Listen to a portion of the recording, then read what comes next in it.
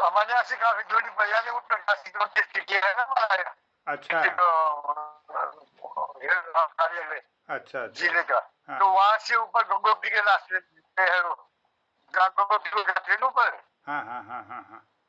तो वहां से भी उत्तरकाशी से होगा 80 अस्सी 80 से लगभग इतने किलोमीटर दूरी पर है। अच्छा और हमारे यहाँ से समझो कि मोटर गाड़ी जो है, गाड़ी से 100 किलोमीटर के करीब होगा। अच्छा। उत्तरकाशी 100, उत्तरकाशी से। हाँ, हाँ काफी काफी दूर है। हम तो यमुनोत्री वाले हैं। बारिश कितनी हो रही है आपके यहाँ? बारिश बहुत नुकसान, बारिश अभी भी? बारिश हो रही, बारिश के बाद बारिश। अच्छा, चले क्या किया जा सकता नया है। मामला बना है। भगवान से हम प्रार्थना अब ये कर पान सकते हैं। गोले हो रहे हैं पर से, जी जी। उससे हो रहा है ज्यादा नुकसान। हाँ हाँ हाँ जैसे केदारनाथ में बेच, वही हाल वहाँ के भी है। हाँ फिर जो नदी के किनारे है वहाँ ज्यादा नुकसान होता है। हाँ। नदी के किनारे पर लोगों ने घर चलो बना जी, दिए। अब क्या हाँ हाँ हाँ। घर बना है क्या? उनको ज्यादा नुकसान होता है। हमारे जो गांव में, हमारे घर के सामने है हमारे जो घर के सामने एक नदी ना, हाँ हाँ हाँ हाँ छोटी सी नदी है, पर बस वो भी काफी उमड़ गई। हाँ हाँ हाँ। मनीषा जी को नमस्कार। क्या करें। नमस्कार सर, सभी को नमस्कार। नमस्कार, प्रणाम। आज ना ये धराली नमस्कार गांव सभी को में बड़ा नमस्कार। नुकसान हुआ है, धराली गांव में, तो इसकी वजह से हमने आज का जी सर, कार्यक्रम, बहुत बुरा लग रहा है, मन नहीं लग रहा अभी शाम। हाँ अभी हमने वो स्थगित कर दिया कथा वाचन वाला। तो हमने कहा ऐसे ही खाली चर्चा कर लेते हैं जुड़े हुए लोगों के साथ। नमस्कार सर, नमस्कार। नमस्कार आदरणीय, प्रणाम आपको। नमस्कार। नमस्कार सर। जी नमस्कार मैडम, ठीक ठाक है? नमस्कार नमस्कार सर, सचिदानंद जी, सादर प्रणाम। नमस्कार जी। तो भट्ट जी, आज ये बड़ा दुखद क्षण ही है उत्तराखंड के लिए, हमारे जी जी। इस धरती पर ऐसी घटनाएं न हो। अब क्या करा जाए,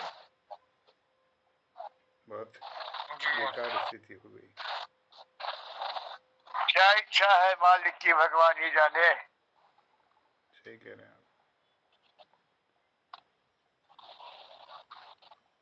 इस पर थोड़ा बातचीत करते हुए शोक सभा हो सकती है ना, थोड़ा एक लास्ट में औपचारिक जो है। बिल्कुल बिल्कुल, थोड़ा सा इस पर, क्योंकि हमारे मित्र थे किशोर पाटनी जी। हाँ हाँ हाँ तो अभी 2-3 साल पहले वो गए थे गंगोत्री। हाँ। तो उनसे मैंने बात करी थे कि हम लोग वहीं रुके थे, धराली में होटल में ही रुके थे। अच्छा। और उनके पिताजी हर्षिल में टीचर रहे हैं 70s में, 70 से 77 में। जी जी जी जी। तो वो उन्होंने एक किताब भी लिखी है, उसमें यात्रा वृत्तांत लिखा है, तो उसमें जिक्र रखा है वहाँ का। और वो मैंने उनसे निवेदन तो किया है, जुड़िए वाली बात आप बताइए करके ना। हाँ हाँ हाँ। वो सारे गंगोत्री से 20 किलोमीटर पहले है, ये हर्षिल से 4 किलोमीटर आगे है जगह जहाँ हुई है घटना। जी जी जी जी। और वहाँ पहले भी भूस्खलन हुआ है। वो बता रहे थे कि उससे ऊपर लोग बता रहे थे कि ताले हैं छोटी छोटी। हाँ, ये इस तरह से कुछ, जहाँ से मलबा आया है ना। हाँ हाँ हाँ जी। और एक कोई मंदिर कह रहे थे कि वो पुराना मंदिर, ऐतिहासिक मंदिर, वो मलबे में दबा था करके, वो पहले लोग बताते होंगे। अच्छा। जी जी जी। अब इसी में बातचीत हो और आगे को देखिए। अब इसका कारण तो यह है कि लोग, मतलब ये अनियंत्रित रूप से जो विकास है और ये जो निर्माण है, और इसमें बहुत बड़ी भूमिका है जो निर्माण एजेंसीज हैं और जो फाइनेंस कराने वाले लोग हैं, प्रोजेक्ट बनाने वाले हैं, और उसमें जो उसकी स्वीकृतियां हैं प्रोजेक्ट की, उसमें आपके भूगर्भ वैज्ञानिक हैं, है ना, ये पर्यावरणविद हैं, और ये सारी चीज़ें जो हैं, ये थोड़ा संवेदनशीलता रखनी पड़ेगी, इस तरह की दोबारा पुनरावृत्ति न हो उत्तराखंड में, है ना। तो ये बहुत भयावह दृश्य है। जिन जगहों पर पहले बाढ़ आई, तो बाढ़ के ही मलबे में बसी हुई जगह है ना सर। हाँ ऐसी सारी जगह है, बहुत सारी बसाएं हैं। हाँ हाँ हमारे यहाँ पिथौरागढ़ जिले में भी ये गोरी और काली के किनारे ऐसे बहुत सारे छोटे छोटे कस्बे हैं, हाँ हाँ हाँ गाँव है, हाँ हाँ तो वो बहुत संवेदनशील है, उनमें भी ये खतरा है। क्योंकि बाढ़ 200 साल 400 साल पहले भी आई है, तो दोबारा फिर आ सकती है वो। हाँ दोबारा और इस बीच तो भू कटाव, पेड़ों का जो है वो कटा हुआ है और तमाम चीजें हैं। जी जी जी जी प्रणाम, कालाकोटी सर भी आ गए हैं। डॉक्टर और कालाकोटी ये जी को बड़ा वैज्ञानिक कारण तो है ही है, जैसे हम इसको दैवीय आपदा कह के तमाम मतलब सरकार की प्रशासन की जिम्मेदारी से बच नहीं सकते ना, सभी की सर मैं ऐसा जिम्मेदारी कह है। रही हूँ ना सर, मैं कहूंगी सरकार शासन की जिम्मेदारी नहीं है सर, हमारी भी जिम्मेदारी बनती है। मैंने ऐसे कई मूर्ख गांव वाले देखे ना, मूर्ख होते हैं सर गांव वाले बहुत ज्यादा सारे, हम इसको प्रशासन के ऊपर भी डाल देते हैं। मैंने देखा मेरा गांव है जो वो ऐसी धुमके पे बसा, आपने देखा होगा कि गांव ऐसे पहाड़ी में बसे हैं, वहाँ बसना ही नहीं चाहिए उनको। अब पता नहीं बस क्योंकि उन्हें पता है कि हमारे गांव में पहले से हम पैदा कहते थे, वो भी आया है, ऐसी आपदा आई है। हाँ। वहाँ पे मैंने देखा पुरानी कढ़ाई बर्तन ये सब मिलते थे। और एक बार मैंने पूछा किसी बुजुर्ग से, वो कह रहा था पहले गांव और ऊपर चोटी पे था, लेकिन फिर गांव वाले उसी गांव में बसे। जब उनको पता है कि ये जमीन ऐसी है कि आपदा कभी भी आ सकती है, फिर भी बसते हैं ना। गाँव वाले कहाँ, देखिए ठीक है मैं टोक रहा हूँ आपको, देखिए तय करेगी ना कि कहाँ बसे। उनको बसाने की भी पुनर्वास की व्यवस्था होनी चाहिए, जमीनें सुरक्षित जगह। और गांव जहाँ बसता है वहाँ पानी के स्रोत होते हैं, जंगल होता है, सर यहाँ भेड़चाल है। एक ने अगर खेत में मकान बनाया तो सब वही खेत में मकान बनाते हैं। मैंने गतानुगत को लोग कहते हैं ना सर, मैं हर बात को प्रशासन और सरकार के ऊपर भी नहीं डाल सकती हूँ, हमारी जिम्मेदारी भी बनती है सर कि हम भी जागरूक हों थोड़ा सा। ये आगे चेताएगा तो जो एक्सपर्ट लोग हैं वही चेताएंगे ना, चेतावनी देंगे, हटाएंगे। प्रशासन उसके बाद फोर्स होती है, ताकत होती है ना, पावर किस लिए है? लोग गलत कर रहे हैं तो गलत को आप चेताएंगे, हटाएंगे वहां से आप। हाँ नहीं, गाँव वालों को भी जागरूक होना पड़ेगा ना, इसके लिए तो सरपंचों के ऊपर भी छोड़ना चाहिए ना। हमारे देश में अब शिक्षा का अभाव है। और दूसरा क्या है कि सड़क, अभी मैं धारचूला चुनाव ड्यूटी में गया था, एकदम खड़ी पहाड़ियां हैं वहां पर, और नीचे उतनी भयानक काली नदी है, इतना है उसका। और वो जो वहाँ खोद के 4-4 5-5 मंजिले होम स्टे होटल बना रखे हैं। हाँ, तो ये क्या है भी ऊपर से अगर पड़ता है तो वो सब खतरे की जद में है वो। तो ऐसे यहाँ सीमांत में भी बहुत बन सकते हैं। ये अब प्रशासन को चेताना चाहिए, वो किसकी अनुमति, बल्कि वो तो शहर है, वहाँ तो नगर पालिका है, नगर क्षेत्र में तो वो बनता है। लेकिन 2 मंजिले से ज्यादा बननी चाहिए, 2 मंजिले मकान से ज्यादा अनुमति नहीं देनी चाहिए, जो इतनी बड़ी बड़ी बिल्डिंगें बन जा रही हैं। ये अभी जो लोग ऊपर गए हैं, जैसे वहाँ आदि कैलाश के आसपास, उन गाँव में भी वही लोग बता रहे हैं। मैं तो लेकिन अभी यहाँ ऊपर मतलब जो है तो हो रहा है, होटल बन रहे हैं, होम स्टे बन रहे हैं, जबकि वो सारे गांव जो है वो घाटियां इसी मौसम में बसी हुई हैं, जो हिमोड़ में बसी हुई हैं, जो मलबे में बसी हुई है ज्यादातर। अब पहले मकान छोटे छोटे होते थे, 1 मंजिल होते थे, या जैसे 2 मंजिल हुए, लकड़ी और के बने।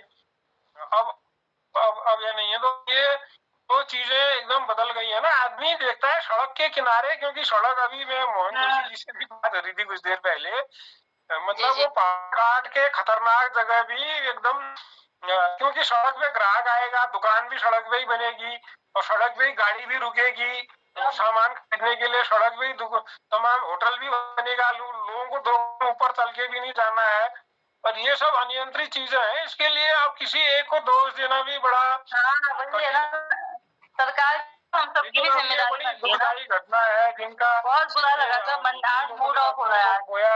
और एक जीवंत कस्बा एक इस तरह से। जी सर, तो मैं निवेदन करूंगा इसमें, जैसे कालाकोटी सर को भी इसमें काफी अच्छा रहा होगा।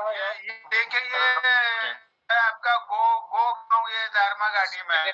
जी जी जी, इतना नीचे क्या हो गया तो भी लोग बस रहे हैं वहाँ पर, बस रहे होंगे। सरकार इनको मना, अभी मैं वहाँ गड्ढा हो गया है, देखिए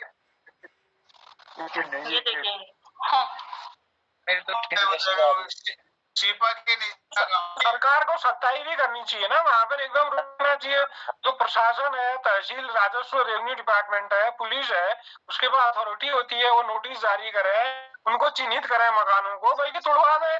जो खतरनाक है, जान माल का खतरा है, वो तुड़वाना है। वो तो वो कहते हैं वो खोज करने से पहरा वो उनको कहना चाहिए सुरक्षित जगह भी है, ये खतरनाक जगह है, नोटिस बोर्ड लगने चाहिए। अब इतनी जहमत कौन उठाता है प्रशासन में भी? जी। और नहीं कोई ये भू भौगोलिक अध्ययन, भूगर्भीय अध्ययन भी तो ये इस तरह का। एक तो जोन 5 में स्थित है सारा ये पहाड़, और कभी पूरे की वो बोर्ड लगनी चाहिए कि पिछले 200 साल पहले यहाँ कितनी आपदाएं आई हैं, कितनी बार भूकंप आया है, ताकि लोग उसे पढ़े समझे। जो समझदार हो तो कम से कम रुकेगा। अब लोगों के पास जानकारी है तो अभी दिख रहा है ना, बेरोजगारी चरम पर है, होम स्टे खोल दिया सड़क पर ही, तो नेताओं के और राजनेताओं के हैं ना, तभी कार्रवाई भी नहीं करवा रहे हैं। स्थानीय दबंग लोग हैं जिनकी पहुंच है, जो विधायक भी है, जो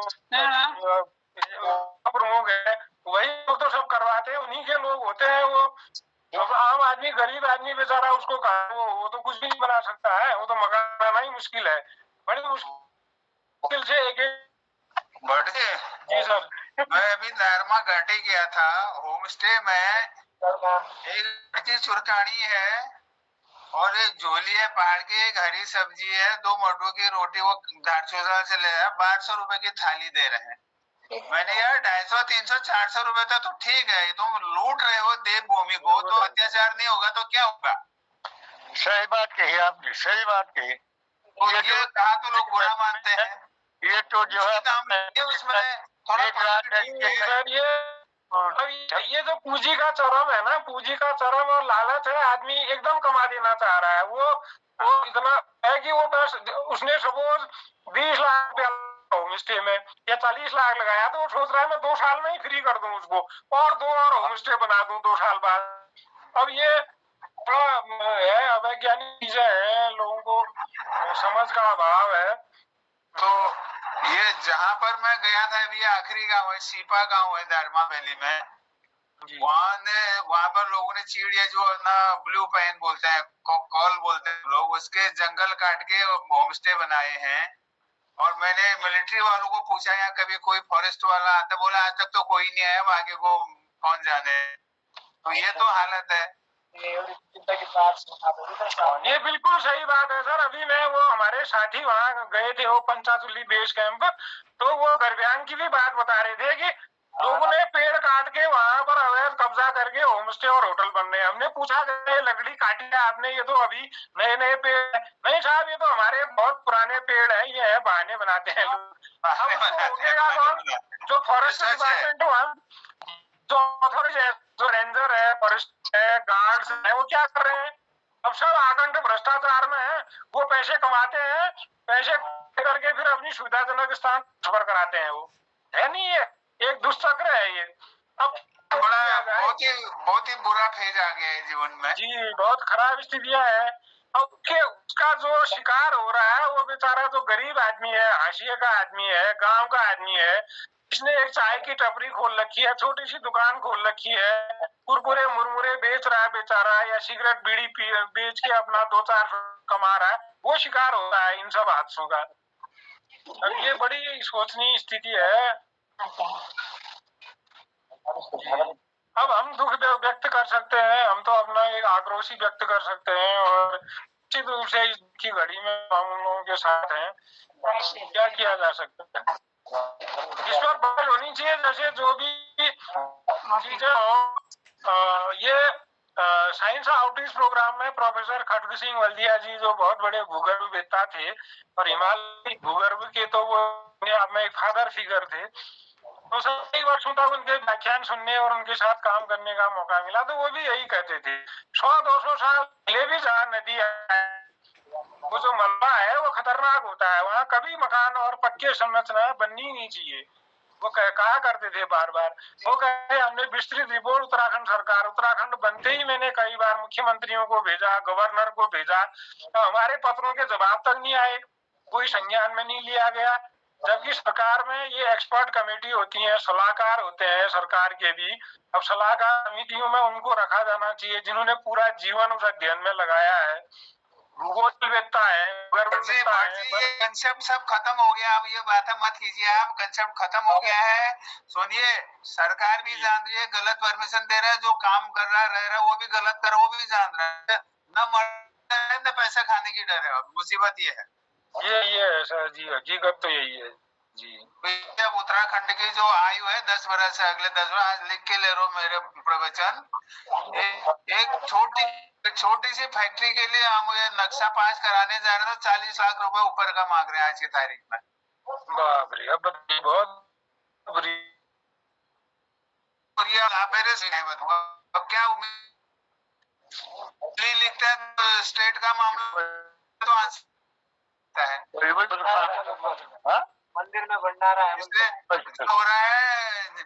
वो संत तुकाराम कह गए जो होता है तो वो देखते रहो, बस हो गया, यही करते हैं आप। क्योंकि ये सरकार, कोई भी है अधिकारी किसी की सुन नहीं रहे। कोई को भंडार सही माँ बाप है तो सही पर। जी सर, 2011-12 में भी उत्तरकाशी में भागीरथी में बाढ़ थी। उसके बाद 2013 में इतनी भयंकर बाढ़ आई, 6,500 लोग मारे गए पूरी केदार घाटी में, और हमारे यहाँ 24 लोग पिथौरागढ़ जिले में ही मारे गए। पूरी जो है भूगोल बदल गया, सड़कें भी पूरी टूट गई, कई किलोमीटर नई सड़क बननी पड़ी ये बलुआकोट से धारचूला के बीच में। तो ऐसी स्थितियां हमें सबक दे रही हैं बार बार, लेकिन फिर अगर नहीं चेत रहे, नहीं कोई सबक ले रहे हैं तो क्या किया जाएगा इसमें। बहुत सारे कारण हैं, पेड़ कट रहे हैं, और जो प्लांटेशन भी हो रहा है वो विदेशी प्रजातियों का हो रहा है। जो स्वाभाविक यहाँ पर बांस, बुरांस, फलियाट के जंगल थे, या देवदार या चीड़ भी था, तो वो स्वतः धीरे धीरे उगता था वो, और वो उससे पकड़ होगी जमीन को, वो मिट्टी को बचाए रखता था। अब तमाम चीजें जो ये है, जो प्लांटेशन भी हुआ है वो भी, उसके बारे उसमें भी सवाल है। और जो कटान हुआ है बहुत बेतरतीब, जगह जगह सड़क है।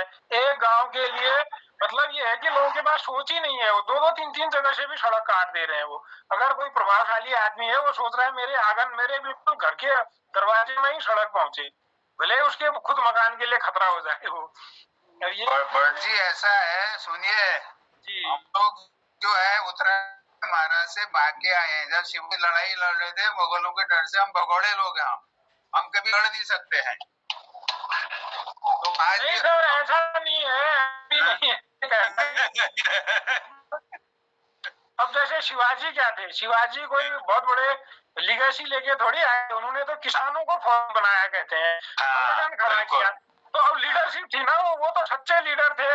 अन्याय के खिलाफ उन्होंने एक किसान को, एक जो एकदम जिसके पास हथियार ही नहीं था, उसको पकड़ाया, उसको फौजी में ट्रेंड किया, और पूरा इतना मजबूत, इतने बड़े साम्राज्य, इतने जिसका अफगानिस्तान से बर्मा तक शासन था, और इतनी धन दौलत के पास थी, जेब से लोहा और उसको दांत खट्टे करे तो महान लीडर है।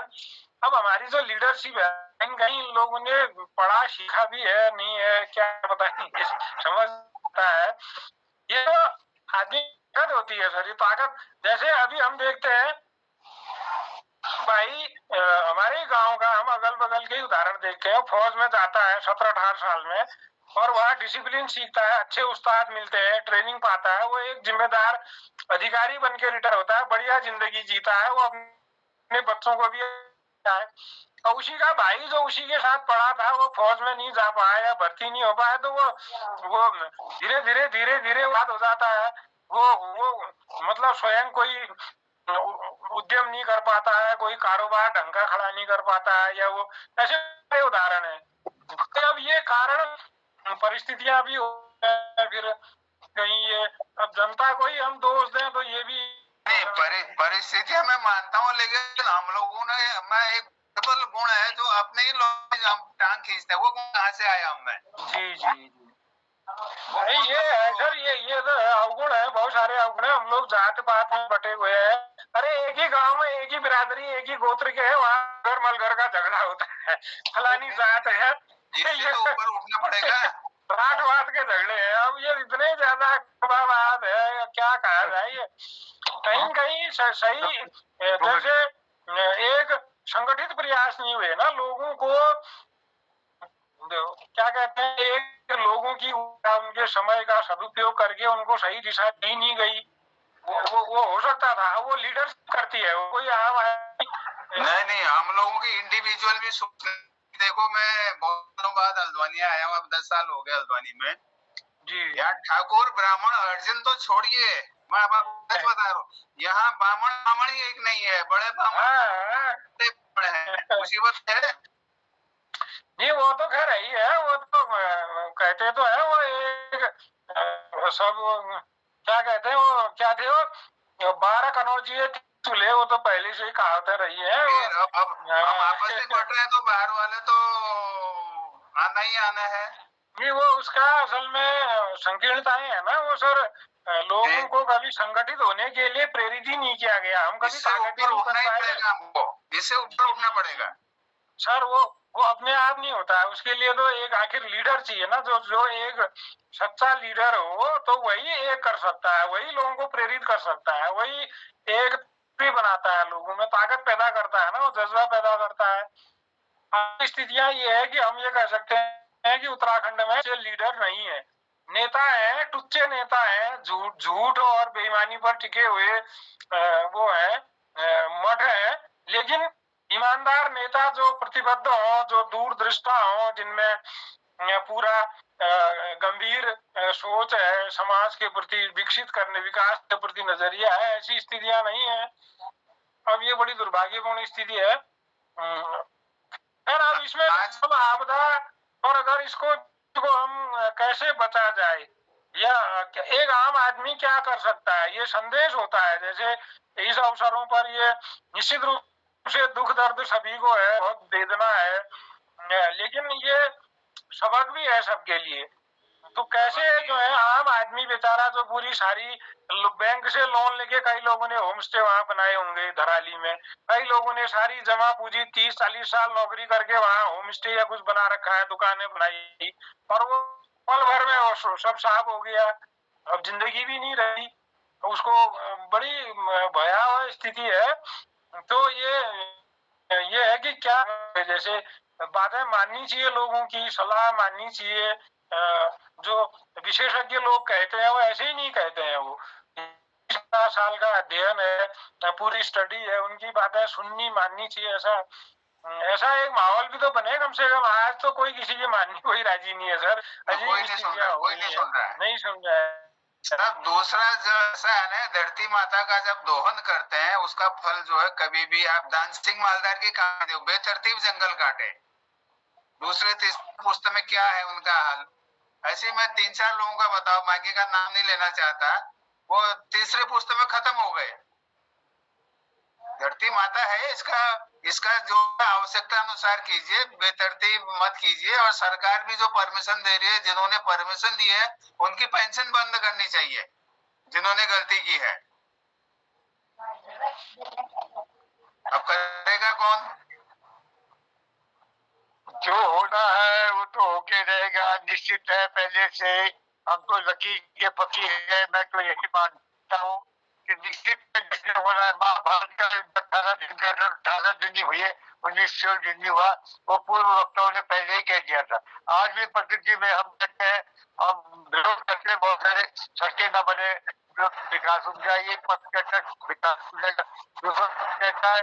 लाल भोगनाथ जी की बातें बैठा तो कह रहे थे, पहले विद्वान जी, ये जो रोड बन रही है आपके विकास की, ये ऊपर घाट के ऊपर जो पेड़ है उसको ले जाने के लिए, यानी यहाँ की संपदा को ले जाने के लिए है। तभी तो यहाँ के लोग कहते हैं, हम लोग कि यहाँ की मिट्टी, यहाँ का पेड़ नीचे जाते हैं, पत्थर नीचे जाते हैं, मंदिर नीचे जाते हैं, सारा हो जाता। तो जो होता है निश्चित है विकास नहीं होता। सरकार करे कुछ कोशिश हो जाता है, लेकिन सरकार वही काम कर रही जो प्रकृति करा रही, जो ऊपर वाला करा रहा। रोडी भी बन गई, बांध भी बन गए, बहुत करो, लेकिन होता है बोर्ड पर और समझाओ और आपदाएं आ रही हैं, हम क्यों खुद कर रहे हैं, हम जानते हैं। चेतावनी कुछ नहीं हो रहा था। आप देखिए दारू की बोतल में लिखा है कि ये हानिकारक है, सिगरेट पर लिखा है हानिकारक है, क्या लिखने से चेतावनी से किसी ने छोड़ी नहीं। हाँ, कानून बनता है तो उसको पैदा ही मत दो, उसको पैदा मत होने दो, तो कहाँ से तक सिगरेट पिएगा कोई, दारू मत बनने दो। तो बहुत सारी चीजें हैं जो कलयुग में होनी है, वो होके रहती है। और हमारे वैसे आदमी की बुद्धि बन जाती है, वैसे कानून बन जाते हैं, वैसे व्यक्ति हो जाता है। बाकी ये चाहे में आप मुझे में लगेगा फकीर हूँ इसलिए बोला हूँ, मेरी बात से आप सहमत होंगे, है ऐसा ही। Thank you.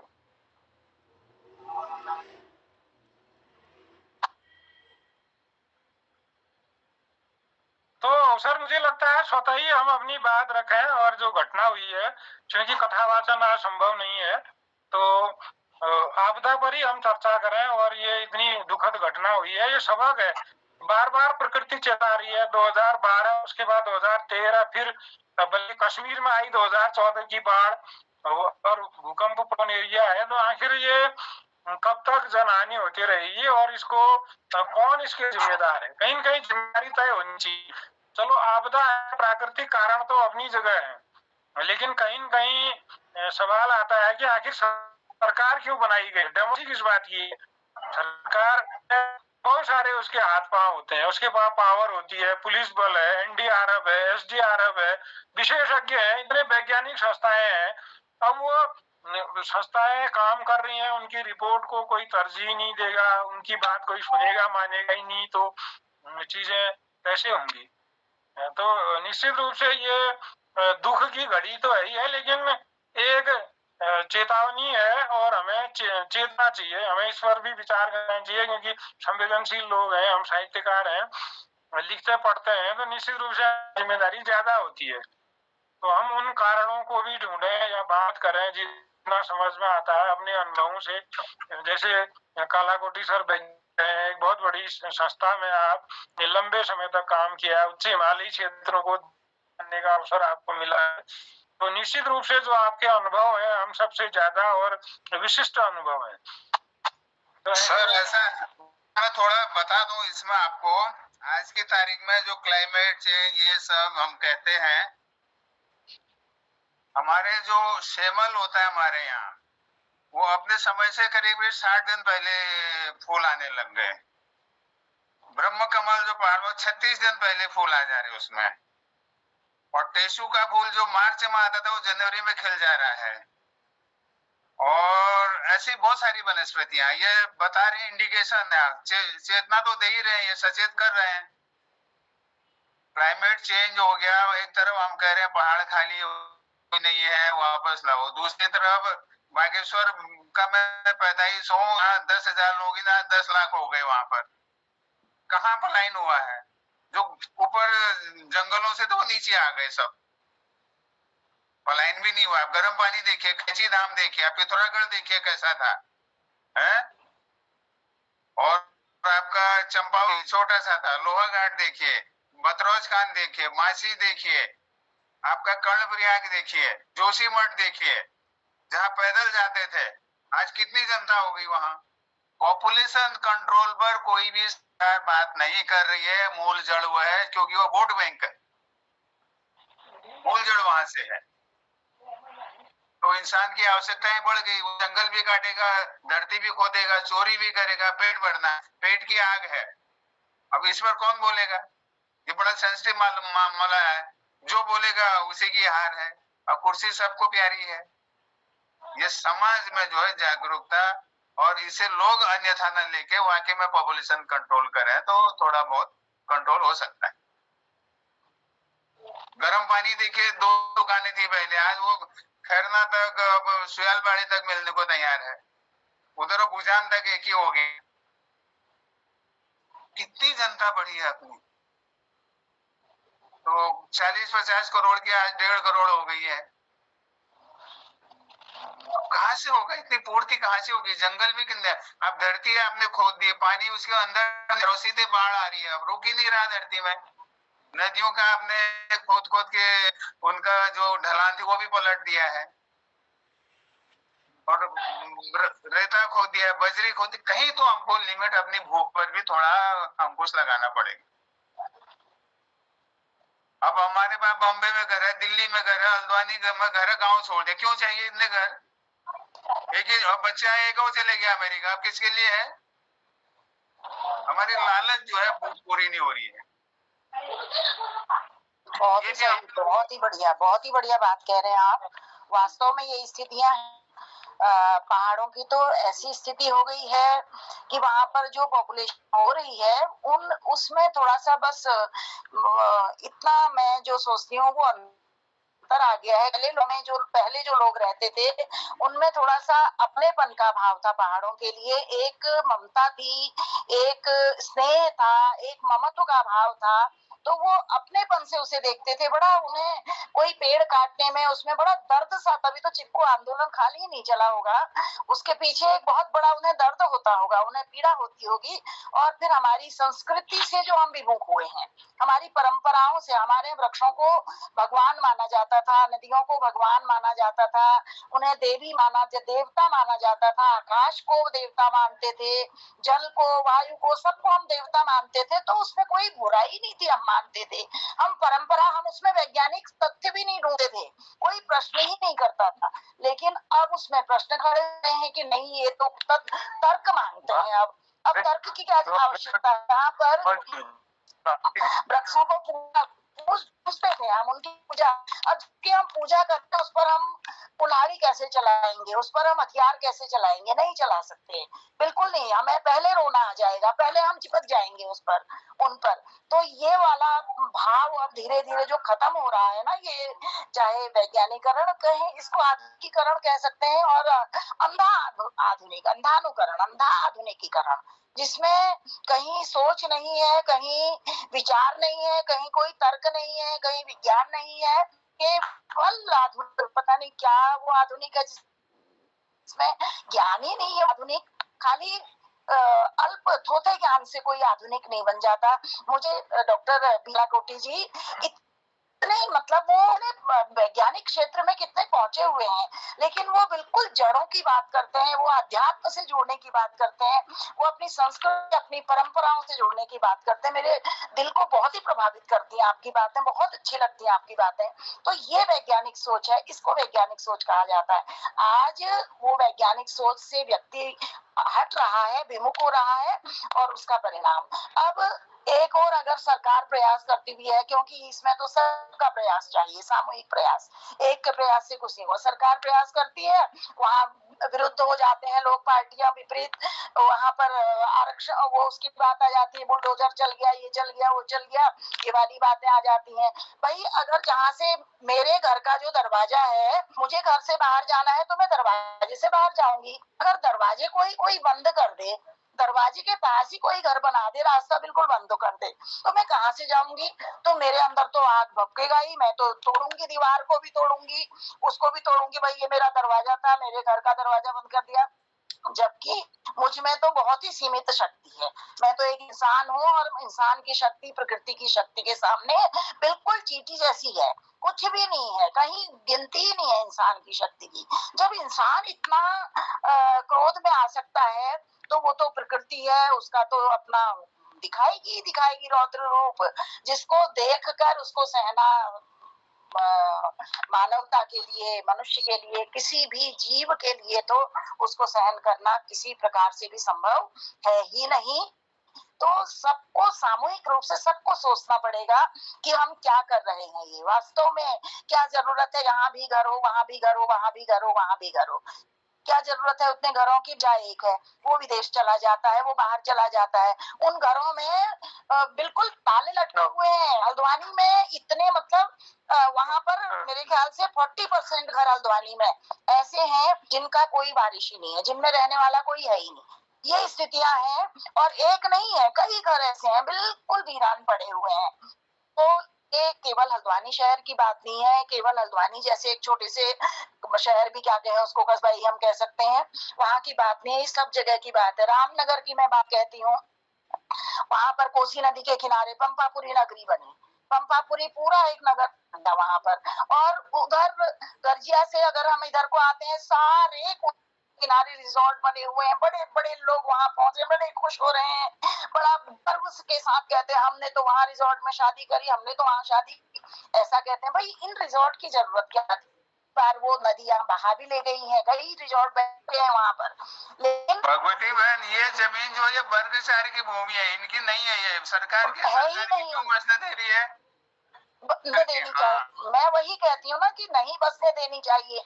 मनुष्य का सोच तो बिल्कुल वो पैसे के आगे अंधा हो गया है, वो पैसे के आगे कुछ नहीं देख रहा है, उसको पैसा चाहिए और वही शोहरत से पैसा चाहिए, सारे सुख सुविधाएं सब कुछ चाहिए, लेकिन ये मैं कर क्या रहा हूँ इस पर तो उसकी सोच नहीं। पहले लोग अपनी आगे की, भैया मैं हमारे आगे तो ये 15 अगस्त आने वाला है, ये 15 अगस्त क्या है, ये क्या प्रेरणा देता है, उन लोगों ने क्यों शहादत दी, क्यों उन्होंने फांसी के फंदों पर झूल गए थे कि हमारी आने वाली पीढ़ियां खुशी से रहें, अपने देश में रहें, इसलिए वो काम कर रहे थे। लेकिन क्या याद करते हैं उनको? एक दिन खाली ग्रहण कर दिया, भारत माता की जय कह दिया, और बाकी क्या कर रहे हैं देश के लिए? यही तो है देश, यही तो है हमारी धरती माँ। तो वो धरती माँ, देश जो भी है वो अपना विकराल रूप, रौद्र रूप तो दिखाएगा, निश्चित रूप से दिखा रहा है, और हमारे अंदर वो शक्ति नहीं है कि हम उसके रौद्र को झेलना, दूर देख भी सकें। तो आज हमारा सबका मन बहुत अधिक व्यथित है। लोग भाग रहे, जैसे ही वो दौड़ रहे थे बेचारे अपने प्राणों की रक्षा के लिए, ऊपर एकदम से बाढ़ आ गई है। तो किस प्रकार की स्थिति हो गई है, दुख बहुत है। लेकिन प्रश्न ये है कि अब आगे भी सचेत रहने की आवश्यकता है। थोड़ा और जोड़ दूं भट्ट जी, मैं आपको पिथौरागढ़ की बात बताता हूँ। आपके यहाँ चंडाक में एक मंदिर है, मोष्टमानो मंदिर, कल परसों भी जिक्र आया था। भट्ट जी हैं आप वहां पर? भट्ट जी चले वहां पर। भगवती बहन, आज भी जब बारिश नहीं होती है, वो मंदिर जो है वर्षा के देव इंद्र भगवान की माँ मोष्टमानो का मंदिर है। जब अकाल पड़ता है, रूढ़ बढ़ जाती है, बारिश नहीं होती, आज भी पिथौरागढ़ के लोग वहां पर पूजा करते हैं, प्रार्थना, बारिश होती है। उसके बाद मैं पिछली बार अक्टूबर में संदगाड़ गया, धर्मगढ़ के पास है। मैंने कहा अभी पानी सूखने वाला है। नेपाल से एक रिपोर्ट आई है 2023 में कि भारतीय पहाड़ों में जो 2050 में पानी खत्म हो जाएगा और यहाँ त्राही मच जाएगी। तो उसके बाद मैंने अपना भ्रमण चालू किया, उत्तरकाशी से लेकर मैं पिथौरागढ़, धारचूला सब जगह गया, तो संदगाड़ भी गया। जो मैंने 79 में जितना पानी था उतना आज भी देखा मैंने वहां। तो फिर मैंने लोगों का, हम ही लोग रहते हैं वहां जो पुजारी हैं मंदिर के, मैंने उनसे पूछा पानी हो जाएगा क्या करोगे, जंगल क्यों काट रहे हो? तो उन्होंने कहा सर ये भगवान नौले से इनकी उत्पत्ति है, जब यहाँ बारिश नहीं होती हम पूजा करते हैं और बारिश हो जाती है, आज भी होती है। ये 20 साल में हुआ मेरा भ्रमण। तो विश्वास है लोगों का और होता भी है। लेकिन हम वो धरती जहाँ से पानी के स्रोत है वो जंगलों काट रहे हैं, वहां से खनिज निकाल रहे हैं, उसका डायरेक्शन बदल रहे हैं, और नीचे नीचे पहुंचते पहुंचते वो हो जा रही नदी पर उतना ही पानी है अभी भी।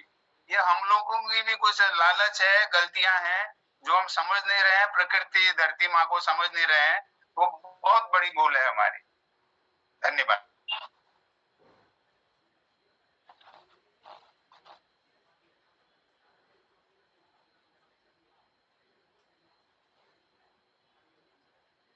प्रकाश डालिए चौधरी जी, थोड़ा बोलिए आपका। नमस्कार सर।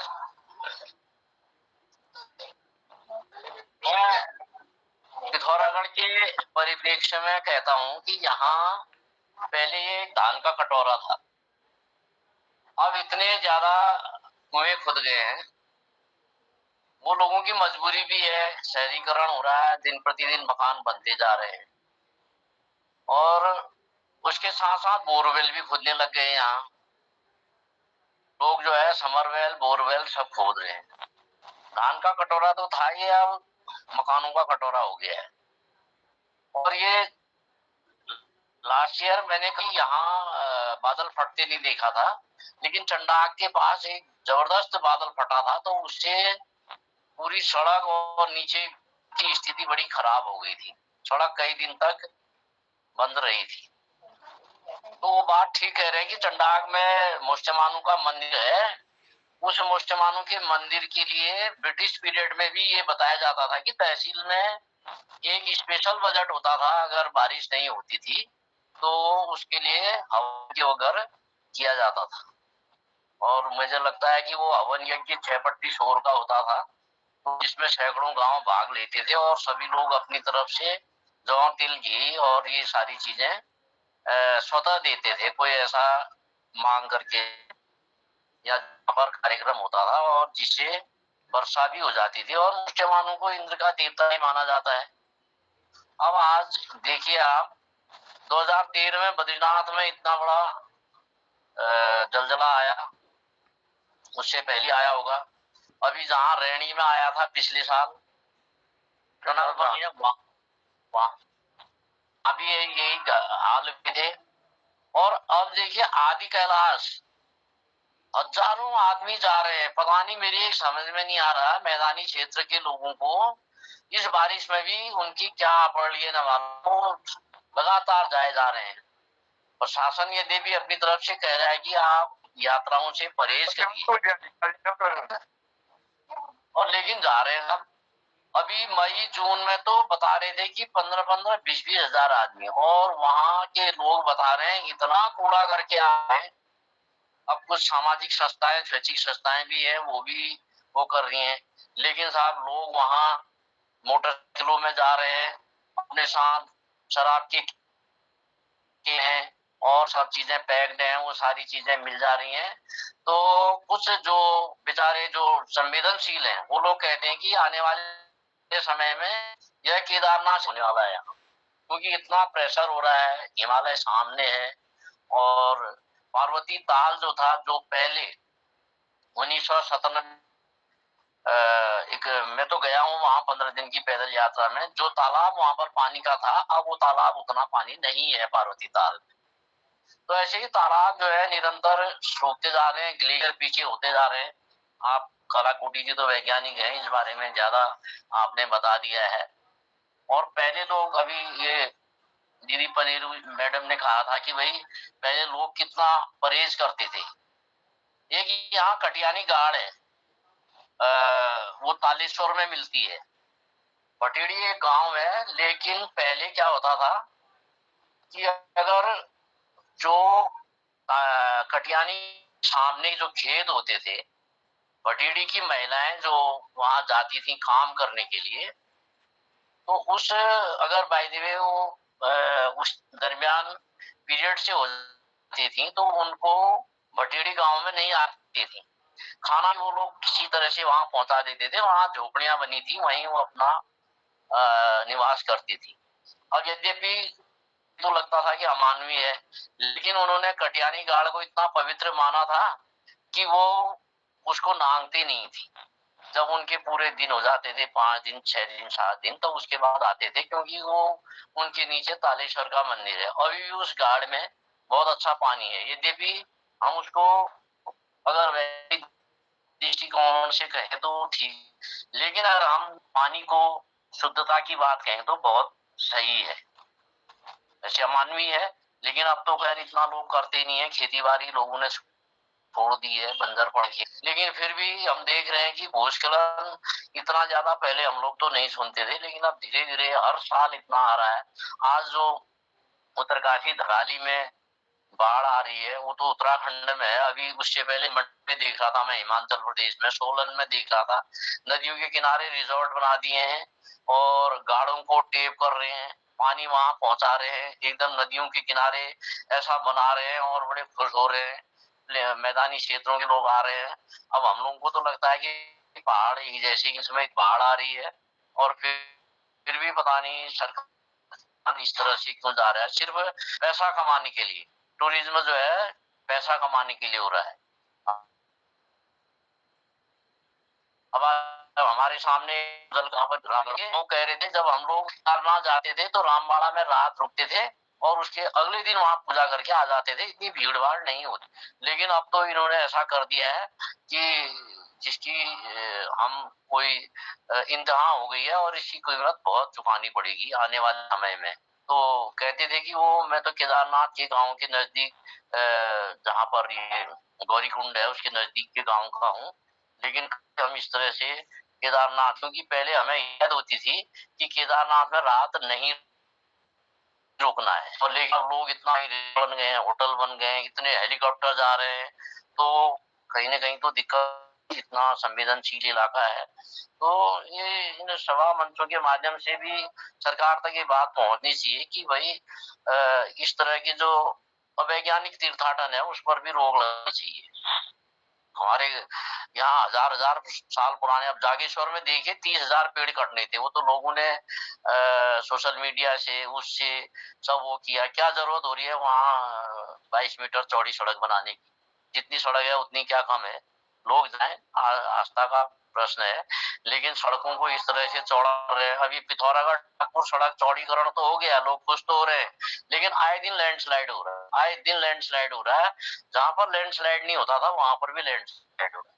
कारण है कि बिल्कुल अवैज्ञानिक लोग ठेका दे दिया, और जो उनके ठेकेदार लोग हैं वही वैज्ञानिक बन रहे हैं और वही इंजीनियर बन रहे हैं। वो सड़कों को ऐसे बुरी तरह से काट रहे हैं कि कहा नहीं जा सकता है।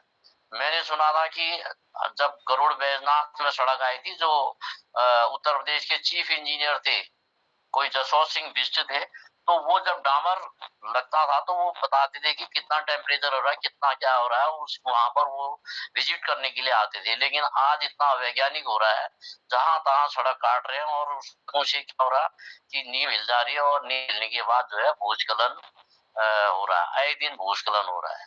और ये बता, एक यहीं पर हमारा नजदीक का गांव चमाली सिर्फ 12 किलोमीटर है। आज आपको जान के ताजुब होगा, 6 जगह से वहां सड़क पहुंच गई है, और यहाँ से भी सड़क कट रही, वहां से भी सड़क कट रही, और नतीजा क्या हो रहा है कि आए दिन जगह जगह पर भूस्खलन हो रहा है। और ये जो लोग आजकल राजनीति में ठेकेदार पैदा कर रहे हैं, तो वो भी हमारा बड़ा नुकसान कर रहे हैं। तो इस तरह की संवेदनशील चीजों को बचाना चाहिए, पहाड़ों को तो बचाना ही चाहिए, नहीं तो आने वाले समय में हम रोजगार तो जो हो भूस्खलन के कारण पलायन न करें। बाकी आप लोगों ने बहुत जानकारियां दे दी हैं, मैं थोड़ा देर से जुड़ पाया, मैं देख रहा था लेकिन एकदम कनेक्टिविटी नहीं हो पाई। तो आप लोगों का बहुत बहुत धन्यवाद, मुझे बोलने का मौका दिया, धन्यवाद।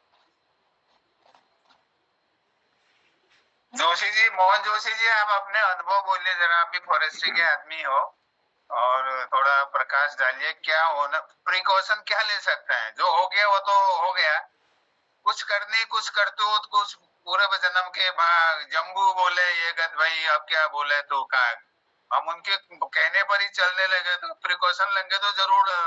ये कहानी आपने सुनी होगी, प्रकाश डालिए।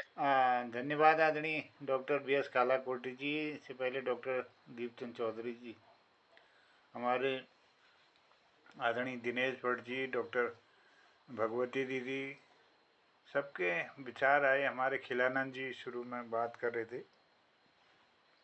क्योंकि ये दैवीय आपदा है, इन महान शक्तियों के सामने मानव टिक नहीं सकता। इनको कभी न कभी अपना रूप दिखाना ही दिखाना है प्रकृति को, लेकिन उसमें उससे बचने का जो विवेक है, जो विज्ञान है, उसको समझना मानव के लिए बहुत आवश्यक है। और मैं सोचता हूँ, जहाँ तक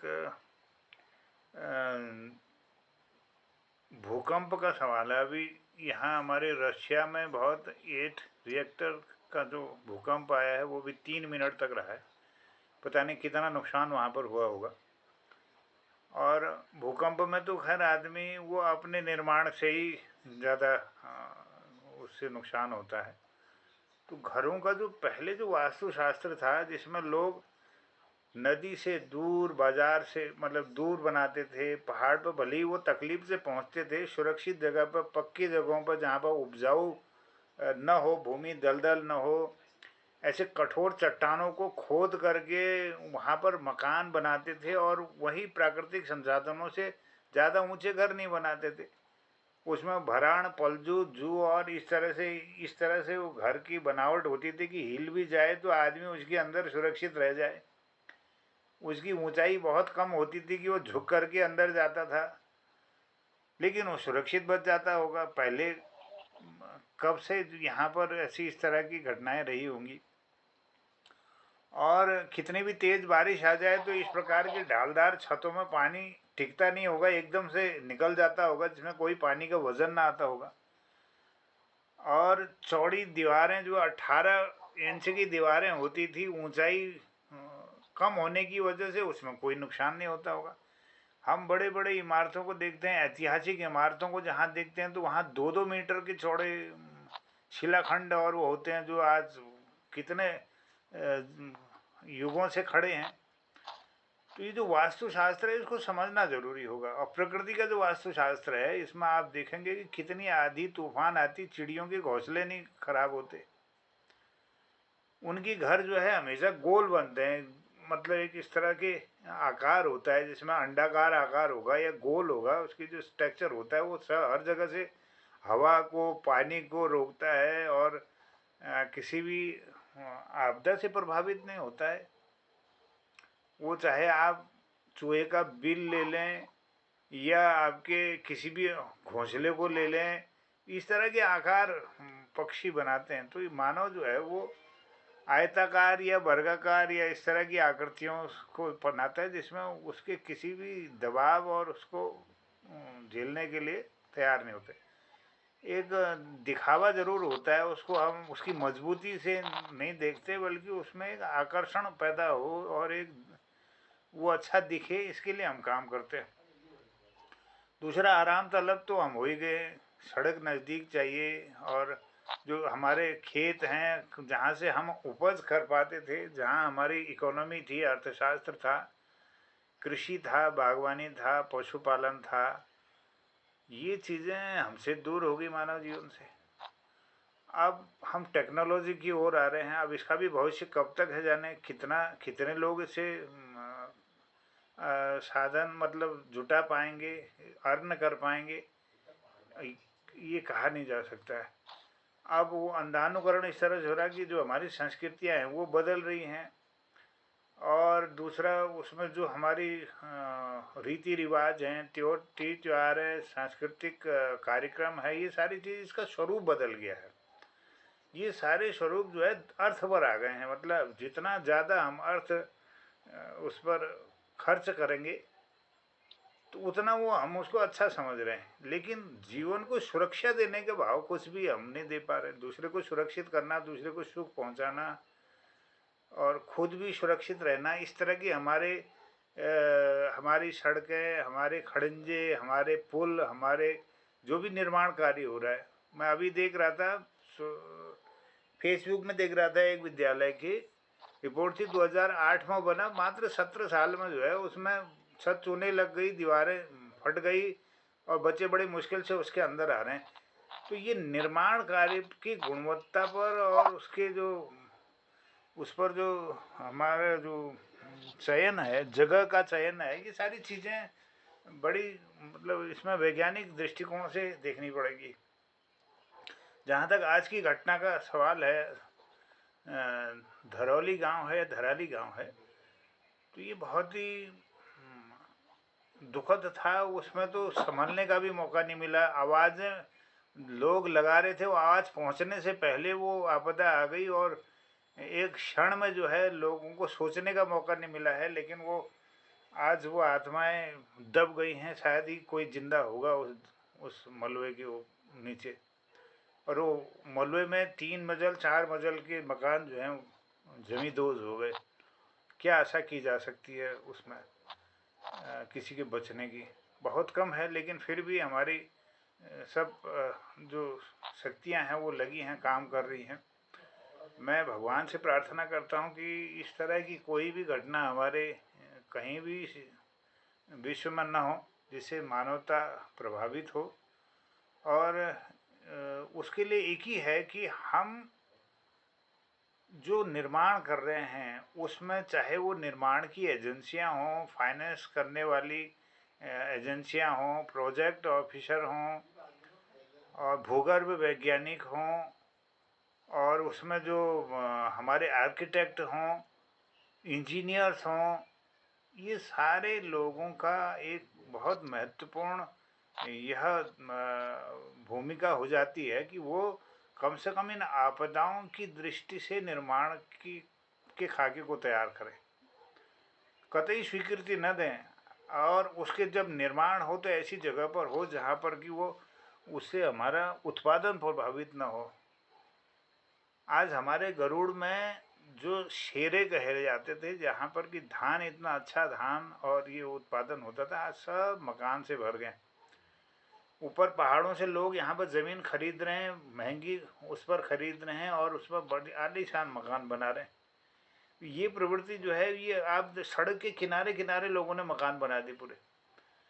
सड़क चौड़ी भी नहीं हो पा रही। अब हम बाहर की सड़कों को देखते हैं, जो विकसित देश हैं उनकी 6 लेन 8 लेन की सड़कें हैं। उसके बाद उनके लिए जो पैदल पथ है वो अलग है, उसके बाद साइकिल जाने के लिए अलग से पथ बने हुए हैं। इतने चौड़े रास्ते हैं, उसको एक बहुत बड़ा एक डिज़ाइन बनाया गया है। तो किसी भी शहर के लिए मास्टर प्लान की आवश्यकता महसूस होती है कि लोगों को उस क्षेत्र में एक मास्टर प्लान जरूर बनना चाहिए कि उस पर पार्क हों, स्कूल्स हों, मेडिकल कॉलेज हों, और उस पर फॉरेस्ट हो, फॉरेस्ट के लिए नर्सरियाँ हों। फॉरेस्ट में भी कहाँ पर, मतलब कौन से फॉरेस्ट इसमें लगाए जाने चाहिए। फॉरेस्ट्री की तो हमारे आदरणीय बीएस कालाकोटी जी विशेषज्ञ हैं। फॉरेस्ट का स्वरूप क्या हो, इस पर भी बहुत चर्चा ज़रूरी है।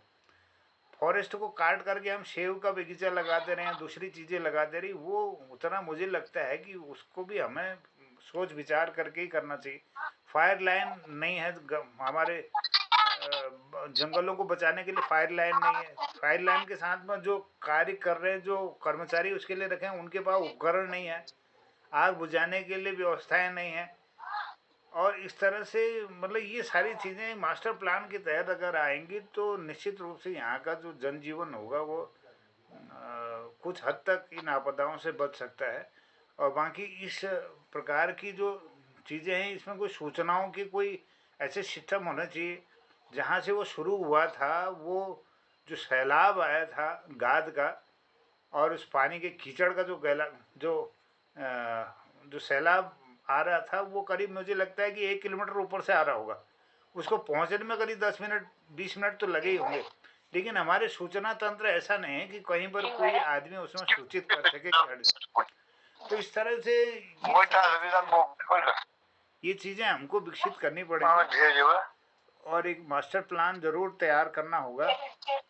और बाकी हमारे जो पुराने घर हैं, आदरणीय खिलानंद जी का माइक खुला है, खिलानंद जी से मेरा निवेदन होगा कि वो माइक ऑफ कर दें। आदरणीय खिलानंद जी अगर मेरी आवाज सुन पा रहे, हाँ सर, थोड़ा सा माइक ऑफ कर देंगे। यहाँ पर जो कल लॉरी बेकर जी का जिक्र आया था, पिथौरागढ़ में लॉरी बेकर का एक जो सिद्धांत है, मैंने लॉरी बेकर को थोड़ा पढ़ा है और समझने की कोशिश की है। उन्होंने मकान के वज़न को कम करने की बात की है और लोकल जो मटेरियल है उसका उपयोग करने की बात की है। और वज़न कम करने के लिए जैसे हम ईंट के ऊपर एक ईंट लगाते हैं, इस तरह से वो ईंट को खड़ी लगाने की बात करते हैं। ऐसे एक ईंट यहाँ पर, एक ईंट यहाँ पर, बीच में जो है गैप होता है और फिर उसके साइड में एक तिरछी ईंट आ जाती है, उसके ऊपर फिर खड़ी आ जाती। तो आप पूरे उस दीवार में चाहेंगे कि अंदर एक जगह रहती है। मजबूती इस ऐसे तिरछे रखने के बजाय खड़े रखेंगे तो ये ज़्यादा मजबूत उसमें महसूस होता है। इस तरह से उसमें जो निर्वात की स्थिति बनती है और वो गर्मी और ठंडी को भी बचाता है। बाहर से लो कॉस्ट का बनता है और जल्दी बन जाता है, लेबर कॉस्ट कम आती है और 25% करीब उसका मटेरियल जो है उसकी बचत होती है। और दरवाजों को ऐसे आर्च के रूप में, दरवाजे और खिड़कियाँ इस तरह से आर्च के रूप में बनाने के लिए वो सिफारिश करते हैं। आर्च में जो है, जैसे हम पहले सड़क के डांठों में देखते थे, सड़क के पुल जो थे वो डांठ के रूप में बनती थी और उसमें कोई पुल नहीं होती थी, एक केवल आर्च में ही पूरी सड़कें और उसके जो कलमट होते थे वो सारे आर्च में बनी रहती है। आज तो सिस्टम पूरा सीमेंट का आ गया और उसकी कोई उम्र ही नहीं है। आप इसी आर्च को, आप पत्थर को ऐसे लगाइए, उसको अमर है वो चीज़। तो ये जो टेक्नोलॉजी है, इसको थोड़ा अगर हम लोग अपने भवनों के निर्माण में लगाएंगे तो जहाँ तक कॉस्ट भी बचेगी, धन बचेगा लोगों का, और उसके साथ में उसकी सुरक्षा भी होगी और लोकल जो मटेरियल का उपयोग हम कर सकें उसको करें, और बाकायदा जितने हमारे मकान बन रहे हैं वो बहुमंजिले न बने, भले विस्तार से बने, सिंगल बने, कम ऊंचाई के बने, तो लोग जीवित तो रहेंगे कम से कम। भूकंप प्रभावित क्षेत्रों में कम से कम इस तरह की घटनाओं का नहीं होगा। दूसरा, जो निर्माण हम करते हैं, हर 2 फीट के बाद हम सीमेंट के स्लैब डालें। अगर हम मकान का वो निर्माण कर रहे हैं तो उसे भूकंप को बचाने के लिए कॉलम और बीम का उपयोग करें। और जो हमारे जो बुनियाद खोदी जाती है उसमें हम अनावश्यक रूप से पत्थर डाल देते हैं। ये ना होकर के 3x3 की चौड़ाई के वो बने, गड्ढे बने, और 3 फीट उसको कम से कम गहरा हो, और उसमें नीचे एक लेंटर डाला जाए। और लेंटर से जो है ऐसे फैलाते हुए सरिया को ऊपर लाया जाए जिससे कि कंपन आने के बाद वो भवन हिले नहीं। आवाज नहीं आ रही आपकी। और दूसरा ये होना चाहिए कि जो ये हम बीम और कॉलम डालते हैं तो उसकी गहराई जो है बिल्कुल लेवल पर होनी चाहिए। ये नहीं कि एक कॉलम बहुत नीचे चले गया, एक ऊपर है। कभी भूकंप की स्थिति में जो गहरे में है वहाँ जो है बल जाएगा तो मकान गिरने का डर रहता है। तो ये टेक्नोलॉजी जब तक मतलब उसमें जो ज्वाइंट्स हैं कॉलम की, इसके ये समझना बहुत ज़रूरी है। उसके लिए हमारे जो शिल्पी काम कर रहे हैं उनके लिए ट्रेनिंग होनी चाहिए, उसकी कार्यशाला होनी चाहिए। कैसे मटेरियल बनाएं, कैसे बीम और उसको करें, कैसे सही मकान बन सकें, इसके लिए अगर हम करें तो ये मुझे लगता है कि बहुत हद तक आपदा को हम लोग नियंत्रित कर सकते हैं। और इस प्रकार के जो निर्माण है, अगर हम नदियों के क्षेत्र में निर्माण करेंगे तो ये निश्चित रूप से इस तरह की घटनाओं की पुनरावृत्ति होती रहेगी। नदी का और कहीं पर भी इस तरह की पहली पुनरावृत्ति हुई हो बादल फटने की, या नदी के कहीं पर भराव वाले क्षेत्र में हम निर्माण कर रहे हैं, बिल्कुल उसको हटा देना चाहिए, खाली कर देना चाहिए। और जहाँ पर ऊंचे स्थान हैं और सुरक्षित स्थान हैं, मजबूत हैं, चट्टान वाले हैं, उन जगहों पर निर्माण होना चाहिए। वहाँ पर गवर्नमेंट मदद करे, लोगों को विस्तार उसको पुनर्वसित करे। मुझे लगता है कि इसमें बहुत हद तक ये पुनरावृत्ति को हम रोक सकते हैं। और यहाँ आप सबका इस चर्चा में आप लोगों ने आज भाग लिया, और इस बहाने कम से कम हम कुछ अपनी बात कह पाए हैं। और मैं अब क्या कह सकता हूँ, ईश्वर से प्रार्थना ही कर सकते हैं कि जो इससे प्रभावित हुए हैं लोग और वो जो जिंदगियां शायद नहीं रही है, मैं भगवान से प्रार्थना कर रहा हूँ कि सब सुरक्षित निकल पाएँ। लेकिन जो भी हैं उनको हमारी विनम्र यह श्रद्धांजलियाँ पहुँचें, और उनको उनके जो भी परिचित हों, उनके जो कुटुंबी हों, अन्य उन लोगों के इस समय में धैर्य की और शक्ति प्रदान करने के लिए भगवान से मैं प्रार्थना करता हूँ। यही बात मैं कहना चाहता हूँ। आदरणीय, आप और कोई बात रखना चाहते हो तो आप बात रखें, थोड़ी देर के लिए बात कर सकते हैं। जोशी साहब की बात सुन के, मकान के दरवाजे बड़े बड़े सुन के मुझे एक बात याद आई। पहले से घर भले बड़ा दरवाजा छोटा होता ताकि हम दुख के अंदर जाएं। घर भी एक मंदिर है, तो जितने बार हम घुसते थे घर को प्रणाम करते थे। आज की तारीख में मैं पकड़ की बात बताता हूँ, मकान इतने नजदीक बनाए हैं, वहां पर कोई मर गया वहां तो गली से 4 आदमी मुर्दे को नहीं ला सकते हैं बाहर। ये पिथौरागढ़ की सिचुएशन नहीं है। पिछले बार मैं 2 बार चला गया हूँ सर्वे करने। ये हालत है वहाँ। ये हम लोगों की बनाई हुई, इसको कौन बोलेगा? ये सुधारना हमारा ही काम है। इसके लिए सरकार नहीं आएगी, हमारी सोच भी बदलनी चाहिए। वहाँ आप ख्याल कीजिए, नीचे जहाँ हनुमान मंदिर है उसके सामने ऊपर को कोई मर गया तो गली से ला नहीं सकते हैं बाहर। आदमी को कंधे में लाके बाहर वो बनानी पड़ेगी उसकी अर्थी का जो पिटारा है। ये हालत पिथौरागढ़ में, यही हालत बाकी आज। ऐसी हालत हल्द्वानी में कहीं कहीं जगह हो गई है। तो घर भले बड़ा बनाओ, दरवाजा छोटा, हम जितने बार घर में गुस्सा प्रणाम करते हैं, वो एक मंदिर है टाइप की भावनाएं हमारी कम हो गई है। ये भी बहुत जरूरी है हमको सोचना। धन्यवाद जी। बिल्कुल।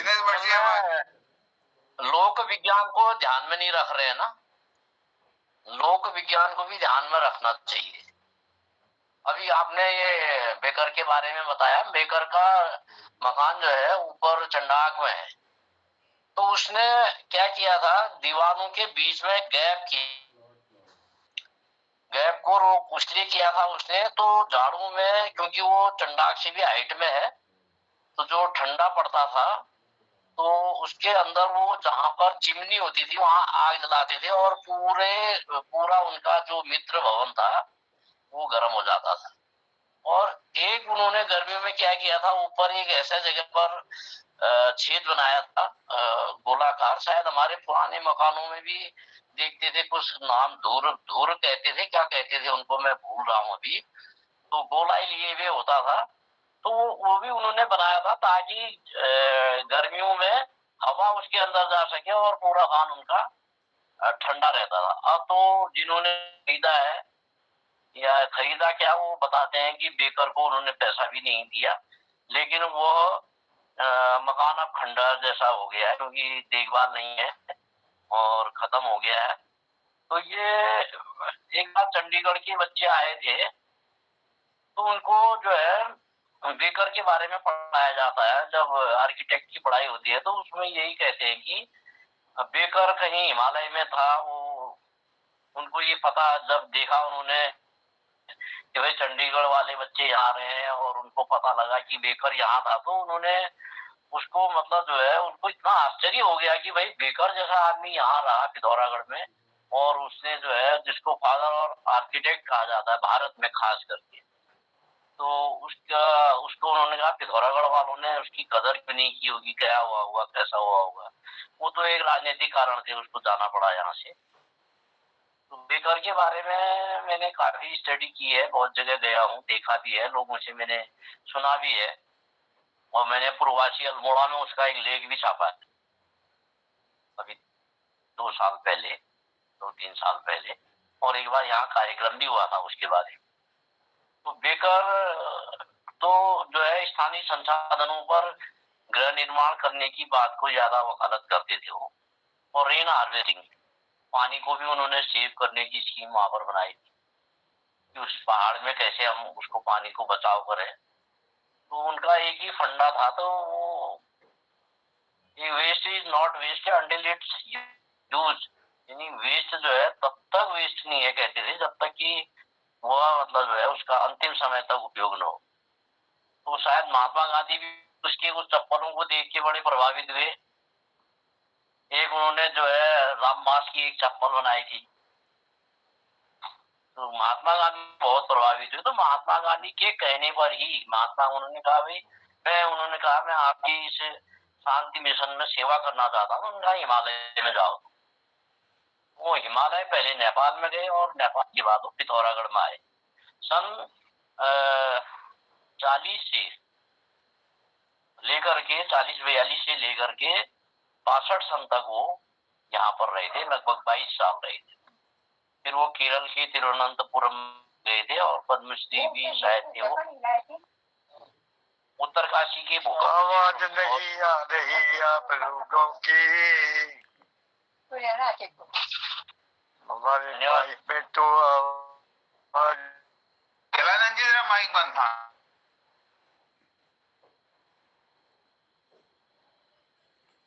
खिलानंद जी को शायद आवाज नहीं पहुंच पा चौधरी रही जी है। आगे बढ़िए। हाँ चलिए, आपने बहुत माइक बंद हो गया उनका। हाँ, उनका लॉरी बेकर जी का सिद्धांत ये था कि वो जो भी आपके पास जगह है उसमें वो कहते थे कि गोले बनाओ, वृत्त बनाओ, वृत्त के अंदर ऐसे दरवाजों को जोड़ो, एक वृत्त के बाहर दूसरा वृत्त बनाओ, उसमें ऐसे क्रॉस कमरे बनाओ और बीच में आपके वर्किंग प्लेस हो गया, और उसमें क्रॉस वेंटिलेशन होता है, किसी भी तरह से हवा आई तो पास हो जाए। इस तरह के उनके डिजाइन थे, मुझे बहुत अच्छा लगा।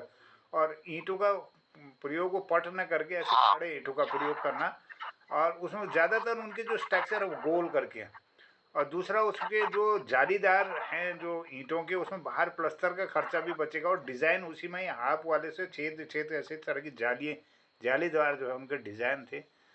और उसके बाद बम्बू का उपयोग उनने बहुत ज़्यादा किया। बम्बू के ऊपर जो है ऐसे स्लेट डाल करके उसके छतों का निर्माण हो गया।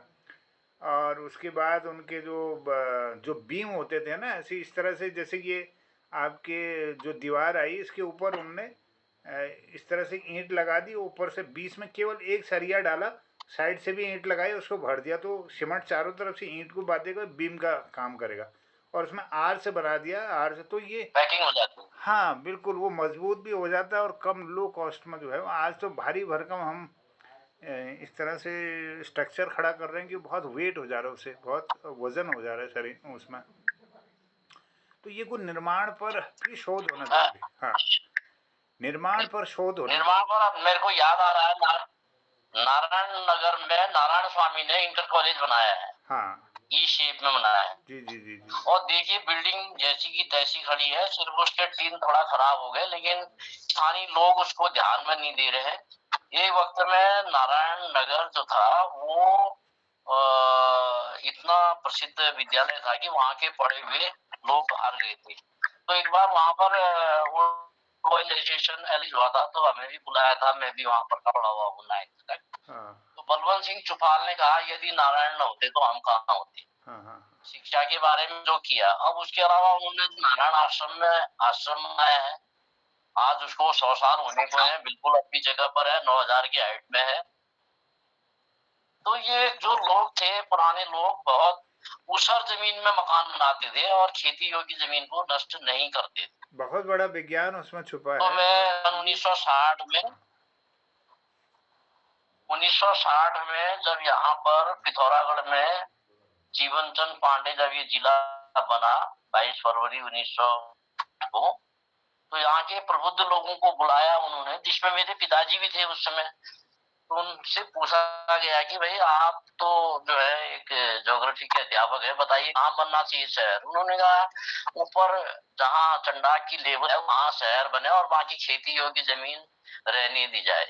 लेकिन अब वो प्रशासकीय आदमी एक अध्यापक की बात को क्या मानते, और उन्हें भी बहुत उन्हें कहा, लेकिन उन्होंने बाद में शहर को अपने यहाँ जो कलेक्ट्रेट है वहां पर टकाना चौड़ कहते हैं, वहां पर कलेक्ट्रेट बना दिया। आज पिथौरागढ़ में ये समझिए कि स्थिति ऐसी है, लोगों के घर के आगे, यहाँ पर हमारा नजदीक पांडे गांव है, उनके घर के आगे टॉयलेट बनाने के लिए जगह नहीं है, क्योंकि शहरीकरण आया तो सबसे पहले वही गांव बर्बाद हुआ।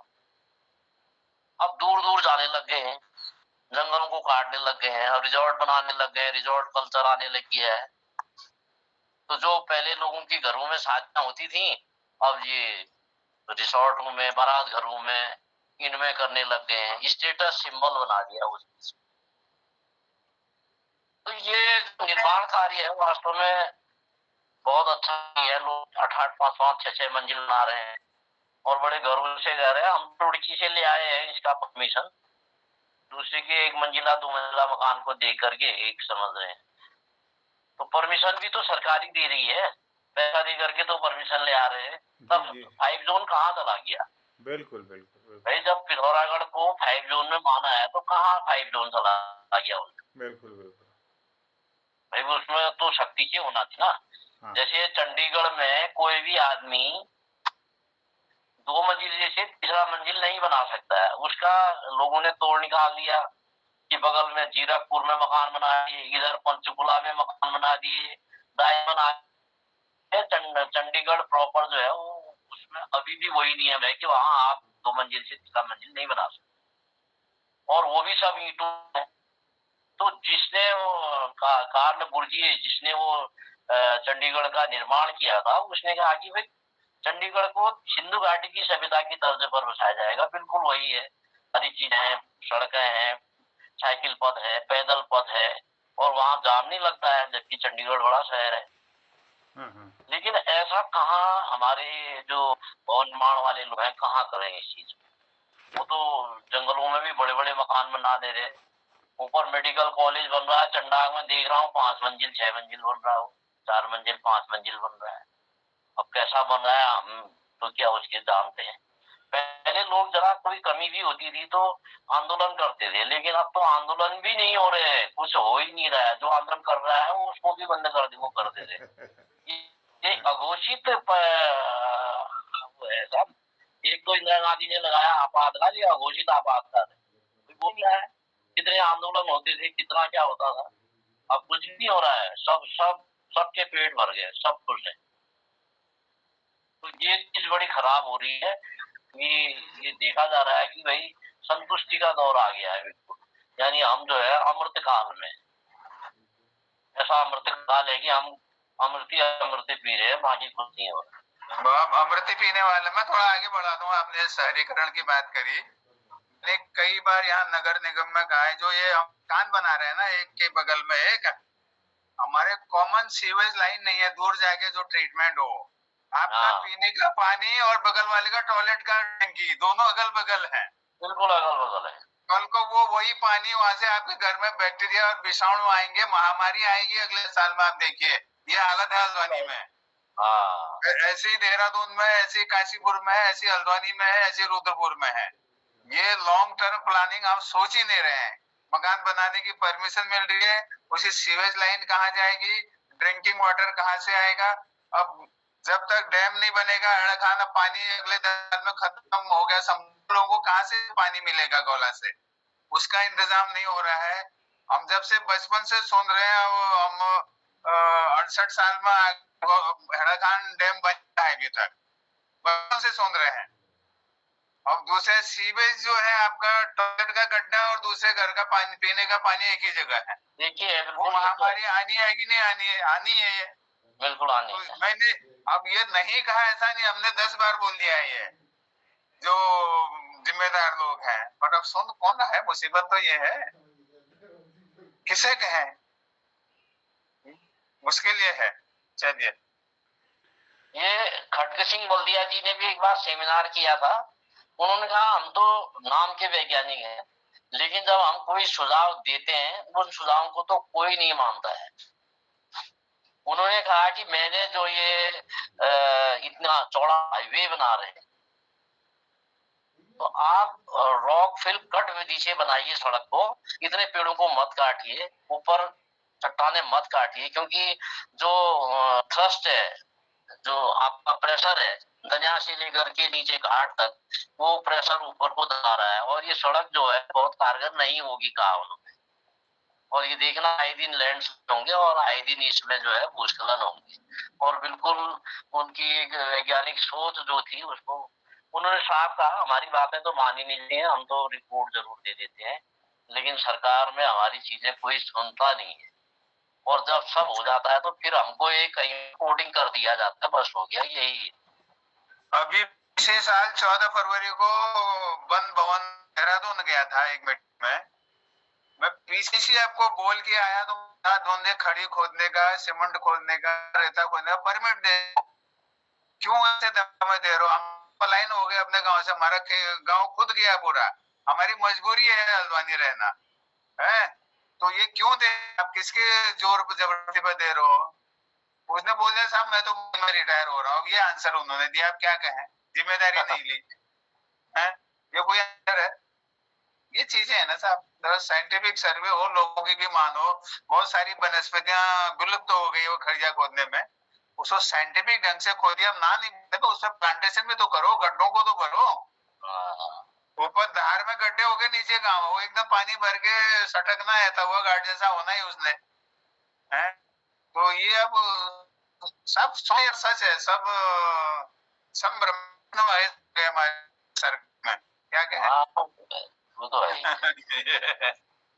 वैज्ञानिकों की बात नहीं मानते तो हम तो सामान्य आदमी, वे अध्यापक लोग हमारी क्या बात मानेंगे? जब वैज्ञानिक खुद खड़ग सिंह बल्दिया जी ने कहा हमारी तो कोई बातें मानते थोड़ी है, हम जरूर रिपोर्ट जरूर देते हैं लेकिन उस पर अमल नहीं होता है कहा। चलिए, वो अपनी सुविधा अनुसार करते हैं। बहुत सुंदर समीक्षा हुई आज के इस कार्यक्रम में, और बहुत एक अच्छा चिंतन उभर करके आया है हम सब के मानस पर। और मुझे ये लगता है कि नदियों के किनारे जितना भी निर्माण हुआ है, संभावित जो आपदाएं हैं जो पानी को लेकर के हैं, तो उनसे बचने के लिए तो एक ही उपाय है कि नदियों के किनारे जितने भी बसात है या उसको धीरे धीरे शिफ्ट किया जाए, पुनर्वसित किया जाए, लोगों को अच्छी जगह पर रहने के लिए उनकी व्यवस्था की जाए। और जो घर हैं उसको मल्टी स्टोरी कम से कम पहाड़ में न बनाया जाए उसको, क्योंकि जगह है ही तो उसको एक मंजिला ही हो तो, लेकिन इसमें थोड़ा इस तरह से और लॉरी बेकर के सिद्धांत को अप्लाई किया जाए। और उसमें जितने और भी वास्तुशास्त्री है उसमें पुराने जो हमारे लोकल का जो मटेरियल हो सकता है उसमें ज़्यादा से ज़्यादा उसका उपयोग हो, हल्के घर बने। और इस मानसिकता को थोड़ा दूर करने की ज़रूरत है कि हमारे यहाँ पर जो खर्चा किया जा रहा है, जिसमें हमारे लोकल के जो शिल्पी हैं उनका शिल्प खत्म होने को जा रहा है, नई पीढ़ी उसको अपना नहीं रही है। बाहर के कारीगर आकर के यहाँ पर बहुत जो एक पूंजी है वो बाहर को जाती है, यहाँ के मार्केट में वो नहीं रह पाती है, यहाँ के आर्थिक तंत्र को प्रभावित कर रही है। और दूसरा ये है कि जो भूकंप प्रभावित क्षेत्र होने के कारण जो है, हम इसको थोड़ा वैज्ञानिक विधि से हम निर्माण को करें, यहाँ के शिल्पियों के लिए ट्रेनिंग प्रोग्राम रखें, उनको उनके लिए कार्यशालाएं रखें, अच्छे टूल्स अच्छे किट रखें, और जो वर्तमान में जो निर्माण सामग्री का वो उपयोग कर पाएँ और उसके लिए उसको एक गुणवत्ता परक उसका कार्य सामने आए। तो इसमें मुझे लगता है कि कुछ हद तक हम इसमें कामयाबी पा सकते हैं। आज के इस दुखद घटना ने जिससे हमारा जो बहुत हृदय विदारक दृश्य था और जो हमारी आंखों में जीवन पर्यंत बना रहेगा, ये कभी हम भूलेंगे नहीं इस दृश्य को, आज के इस दिन को और आज की इस वार्ता को। कभी भी यह चर्चा हमारे मानस पटल पर हमेशा बनी रहेगी। और मैं भगवान से पुनः प्रार्थना करता हूँ कि ऐसी कभी भी कहीं भी किसी भी संसार के प्राणियों के लिए यह दुख देने वाली ऐसी घटनाएं न हों। और आइए एक श्रद्धांजलि स्वरूप उन लोगों को जिन्होंने इस घटना में कष्ट पाया है और अपने प्राणों को उन्होंने खोया होगा, सबको एक श्रद्धांजलि दें और 2 मिनट का मौन रखते हैं, उसके बाद समापन की ओर जाते हैं। आदरणीय हमारे हसमुख जी अगर कुछ बात रखना चाहें तो उनका स्वागत है। ललित जी हैं इस पटल पर अभी, आदरणीय गोपाल सिंह जी हैं, उनका भी मैं अभिनंदन करता हूं। अगर कोई बात उनको रखनी हो आज के क्रम में जो यह हृदय विदारक घटना हुई है, इसके संदर्भ में आप कुछ कहना चाहें तो आपका अभिनंदन है। मोहन जी धन्यवाद, सभी को नमस्कार करता हूँ। स्वागत है। ये सारे हमारे बुद्धिजीवी हैं, वैज्ञानिक हैं, इन्होंने सब कुछ बोला है, सही बोला है, उसका हम अनुसरण कर रहे हैं, जान रहे हैं, बात को समझ रहे हैं। एक्चुअली सबसे बड़ी बात यह कि हमारी पहले आवश्यकताएं बड़ी सीमित थी। सीमित आवश्यकताओं में इस तरह के कांड कभी हमने अपनी लाइफ में देखे नहीं, जीवन में नहीं देखे। आज आवश्यकताएं असीमित हो गई हैं और जो लोग जहां जा रहा है पैसे कमाने के लालच में जैसा चाहता है वैसा करने की कोशिश कर रहा है, उसमें कोई रोक नहीं है। और सरकार भी आंख बंद करके बैठी है कि कहीं लोगों को परमिशन देते हैं, लोन भी दे रहे हैं, सब कुछ दे रहे हैं, लेकिन ऐसे ऐसे दुर्गम स्थानों पर ऐसे ऐसे बिल्डिंगें बना दी हैं, बहुमंजिला बिल्डिंगें बना दी है, तो ये तो हमारे लिए एक बहुत बड़ा एक खतरा है। वैसे भी प्रकृति रूठ रही है इस समय। मैं एक कविता कभी सुनाऊंगा आपको। तो प्रकृति ने कहा है कि देख तू आज हमारा जिसका दोहन कर रहा है, एक दिन जरूर ऐसा आएगा कि भगवान जी हम तुम्हारा दोहन करेंगे। आज वही हो रहा है, हर जगह पहाड़ टूट रहे हैं, नुकसान हो रहा है, इतने मनुष्यों को नुकसान हो रहा है, इतने आदमी मारे जा रहे हैं। तो बहुत गलत समय आया। तो हमें अपनी आवश्यकता को सीमित रखना चाहिए। अब जिसके 2 बच्चे हैं, छोटा सा मकान बनाओ, कितने 8-10 कमरे वाला मकान बनाने की आवश्यकता क्या है? थोड़े छोटे छोटे मकान बनाइए, सिंगल स्टोरी बनाइए, डबल बनाइए। अब इतने आलीशान बिल्डिंगें बनाएंगे तो हमारी जो धरती माता है कहाँ तक सहन करेगी? कुछ तो उपद्रव होगा। तो धन्यवाद, मैं ज्यादा नहीं कह रहा था, बहुत कुछ सुन लिया है। बहुत बहुत धन्यवाद आपका।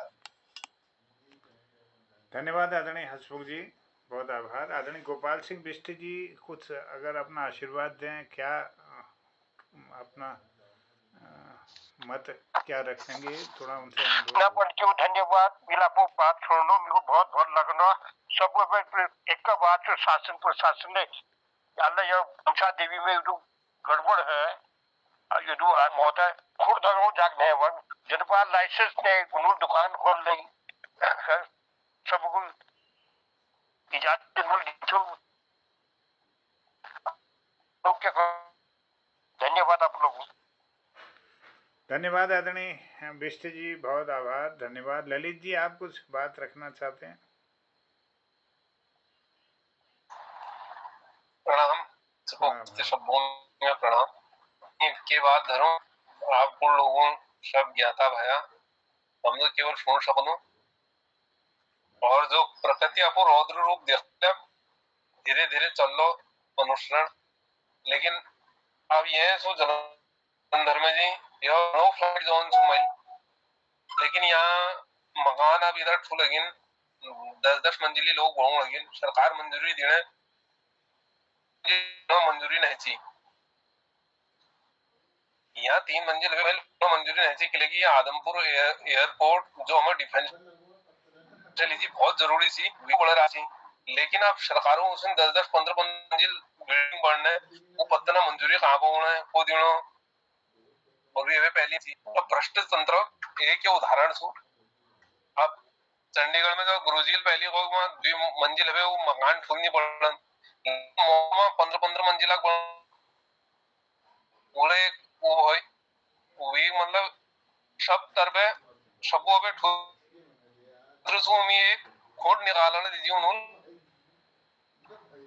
खून लगा तो हमको शिकन से अफ्रीका में शिकन से मकान बनाना पद्धति की जो जो उसको दीवारों को मोटी कर पे जायदार दीवार बोलनी हो मतलब मोहन आपको घर बढ़ू उसो बढ़ू नहीं फिर गरम कम लागो उम्मीद खर्च जट कम होगा बे। तो सरकारों को ये चीज सोचना चाहिए।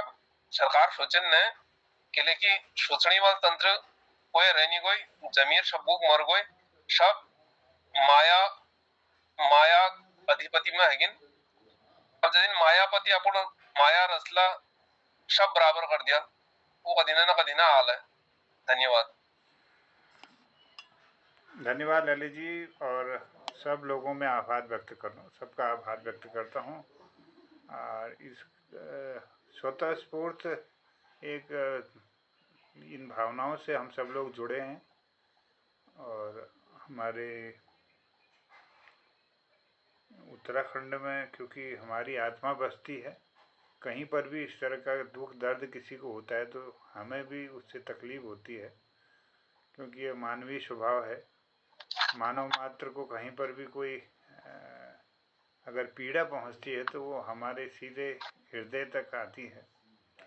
तो इन्हीं भावनाओं से ईश्वर से प्रार्थना करते हुए इस दुखद घटना के लिए इसकी पुनरावृत्ति को रोकने के लिए ईश्वर से प्रार्थना के साथ ही दिवंगत आत्माओं को उनके शांति के लिए और उनको एक श्रद्धांजलि स्वरूप 2 मिनट का मौन रखते हुए ईश्वर से प्रार्थना करेंगे उनकी आत्मा की शांति के लिए। आप सबका मैं धन्यवाद करना चाहता हूँ। 2 मिनट का एक मौन रखेंगे उत आत्माओं की शांति।